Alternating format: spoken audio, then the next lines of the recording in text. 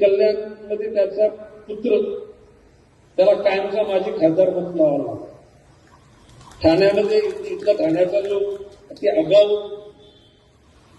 खासदार त्याला मी तसं ओपन सांगितलं, तुला माझी कायमचा आयुष्यभर माझी खासदार म्हणून त्याला लावा. ना अजून सुद्धा सांगतो की माझ्या नजराला तर ठाणे जिल्ह्यामध्ये त्यांचं अस्तित्व आहे ना, तर परवानगी करायला पाहिजे.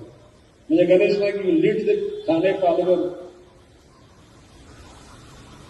एकनाथ शिंदेची एकही महानगरपालिका घेऊन येणार नाही. किंवा मी ओपन चॅलेंज देतो की कल्याणमध्ये त्याचा पुत्र त्याला कायमचा माजी खासदार म्हणून लावला.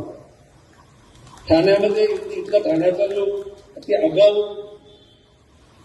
खासदार त्याला मी तसं ओपन सांगितलं, तुला माझी कायमचा आयुष्यभर माझी खासदार म्हणून त्याला लावा. हे मी नाही लावणार, ही ठाण्याची आणि कल्याणची जनता फक्त गणेश नाईक ते फक्त लीड घ्यायची गरज. कारण हे भस्मासूर आहेत, बकासूर आहेत. यांच्यामुळे महाराष्ट्र राज्य 10 वर्ष मागे गेलं.